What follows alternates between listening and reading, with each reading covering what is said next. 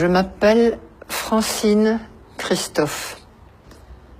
Je suis née le 18 août 1933. 1933, c'est l'année où Hitler prend le pouvoir. Voilà. C'est mon étoile. Je la porte sur la poitrine, bien entendu, comme tous les juifs. C'est gros, n'est-ce pas? Surtout sur une poitrine d'enfant, puisque j'ai 8 ans en ce moment-là. Il s'est passé dans mon camp de Bergen-Belsen quelque chose de tout à fait extraordinaire. Je rappelle que nous étions des enfants de prisonniers de guerre et à ce titre privilégiés. Donc nous avions eu le droit d'emporter de France un petit sac avec 2-3 petites choses. Une femme, un petit bout de chocolat, une femme, un petit morceau de sucre, une femme, une petite poignée de riz. Maman avait emporté 2 petits morceaux de chocolat. Et elle me disait, on garde ça pour le jour où je te verrai vraiment, complètement par terre, fichu. Je te donnerai ce chocolat, il t'aidera peut-être à remonter. Or, il y avait parmi nous une femme qui avait été déportée alors qu'elle était enceinte. Ça ne se voyait pas, évidemment, elle était si maigre.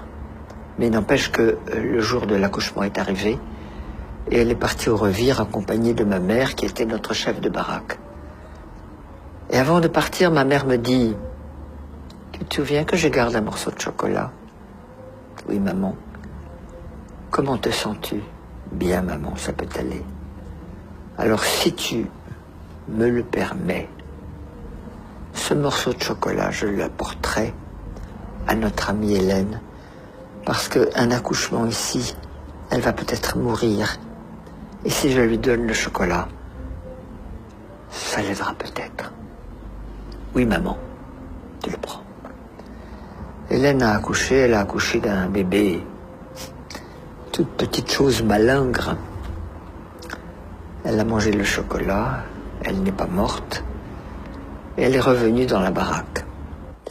Le bébé n'a jamais pleuré, jamais, pas même jeun. Au bout de 6 mois, la libération est arrivée. On a défait tous ces chiffons. Le bébé a crié. C'était là sa naissance. Nous l'avons ramené en France. Tout petit truc de 6 mois, minuscule. Il y a quelques années,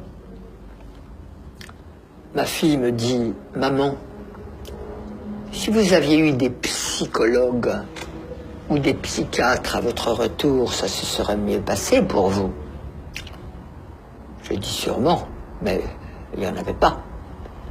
Puis personne n'y a pensé, même s'il y en avait eu. Mais tu me donnes une bonne idée. On va faire une conférence là-dessus. J'ai organisé une conférence sur le thème « Et s'il y avait eu des psys en 1945 à notre retour de camp, comment est-ce que ça se serait passé ?»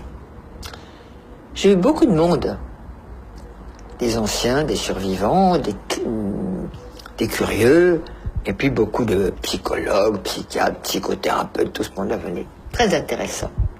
Chacun avait son idée, c'était très bien. Et puis il y a une femme qui est arrivée et qui a dit « Moi, j'habite Marseille, je suis médecin psychiatre.